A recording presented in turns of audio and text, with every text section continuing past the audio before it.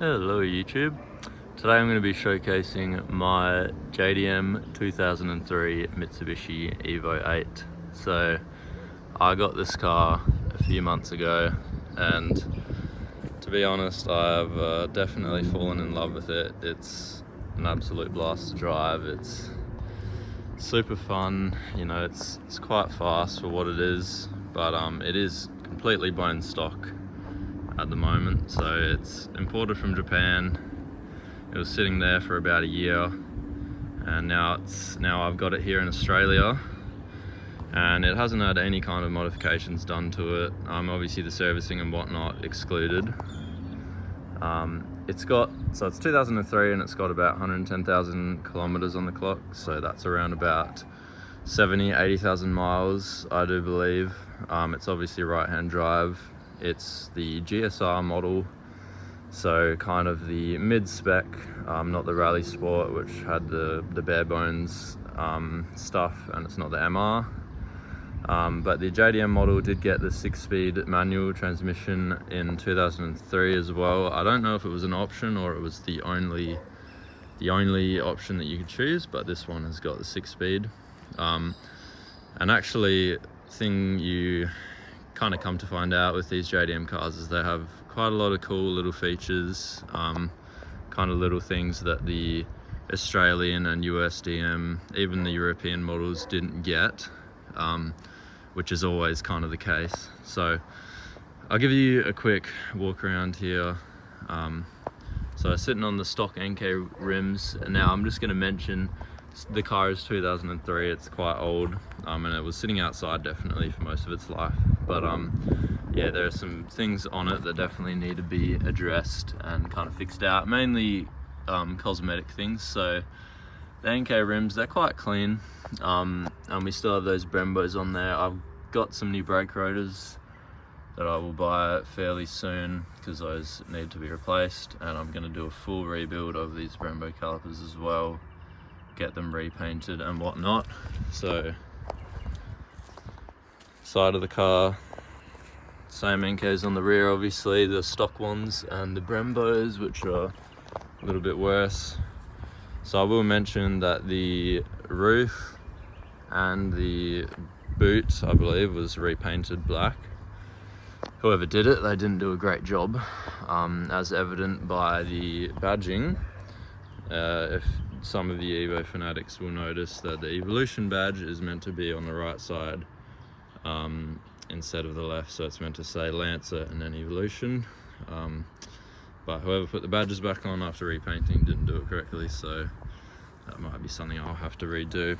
There's also a bit of overspray here on the rear tail light, and also kind of some corrosion there where the number plate was sitting from when it was in Japan. Obviously they have different mounting dimensions and whatnot. So I did just wash the car as well, so it might be a little bit drippy and whatnot, a bit wet still.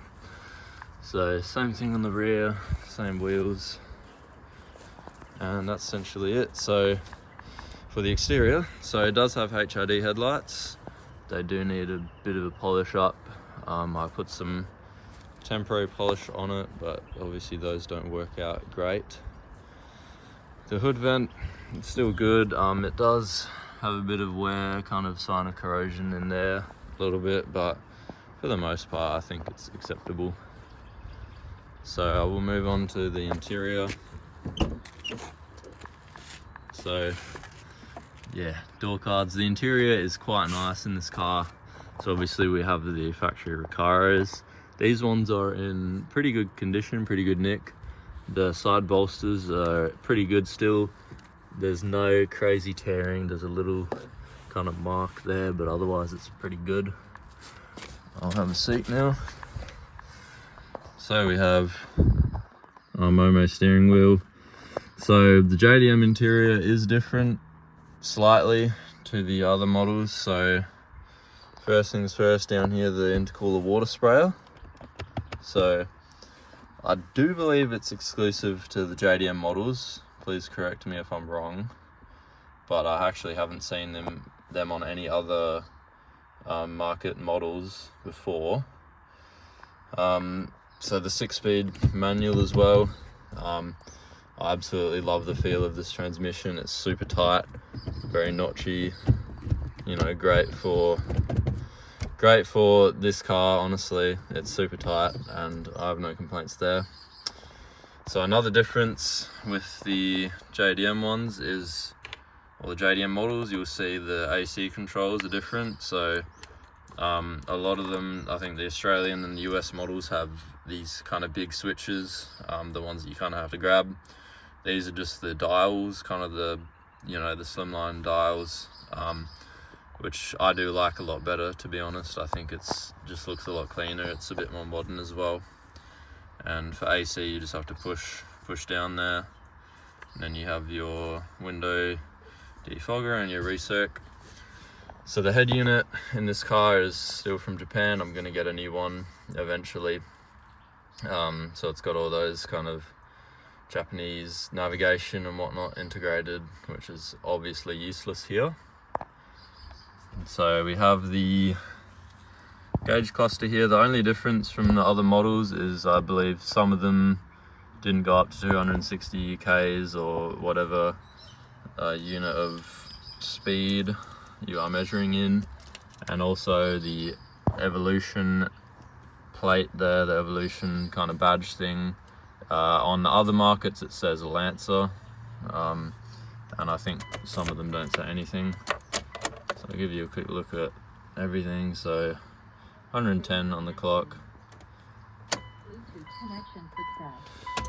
So that's essentially it. We also have the toll reader here. Didn't quite give it a chance to do its thing, but it's there nevertheless. It's quite a cool feature. So that's essentially it on the interior. So just going back to the rear, one thing I didn't mention is that this carbon fiber, I do need to clear coat this. The clear coat has faded away. These marks here are just from when I've just washed it, so it's nothing to be too concerned about. But you can see on the bottom it is kind of shiny and it's glossy to the touch, or it's smooth to the touch, should I say. So that has a clear coat on it and this doesn't. So give a look at the engine bay quickly. Another thing I forgot to talk about with the interior is the foldable mirrors. So that is exclusive to the JDM models. Most cars in Japan around this era had them, so there we go. They are pretty slow, but they do the job, so you can't really complain. Obviously the ACD, that is in I think all Evo models, the active central diff, you know, switching from, you know, all the modes there. Also our HID headlight controls, you can control the angle, I believe, and then this is for the fog lights, I think. Coming around to the engine bay. So this is the main attraction of the car really, the 4G63T turbo 2-litre inline 4-cylinder.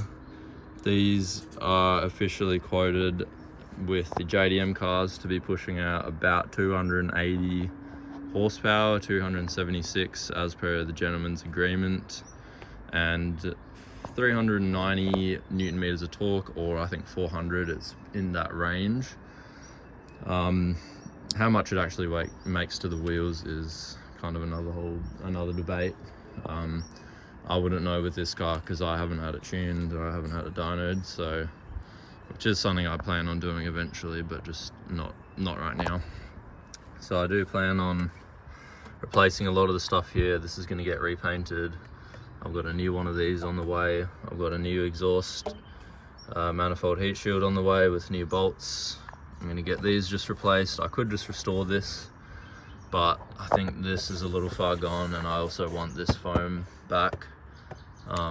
Need a new clip there as well. New top airbox. I'm going to get this polished up as well because that looks a little bit bad after, you know, the 22 years or so it's been sitting. And I also have a new one of these coming, new OEM part. So one thing you realize is it's quite expensive to buy OEM parts, but I just want to restore this back to how it looks from factory. That's just how I like my cars. I like stock, you know.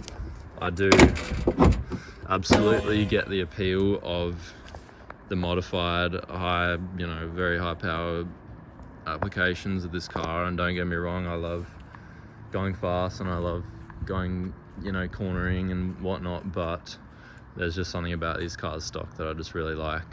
I just like it that way, and it's also kind of the most reliable when it's stock.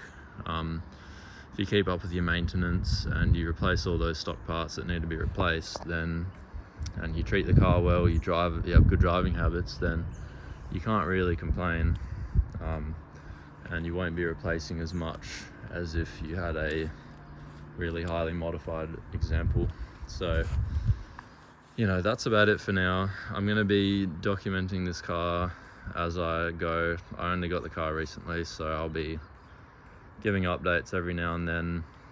This is also kind of just a journal for myself to track the progress of the car and just have something to look back on, you know, in the future. So this is definitely just the start of this car. I've got a really good base foundation to be working on, you know. It really doesn't need that much major work, and it runs really well, it drives really well. So yeah, that's essentially it. So thanks for watching, and I will be posting more of these videos eventually. Just let me know what you want to see, if you want to see anything, even driving videos, things like that, and I will be sure to post them for you guys.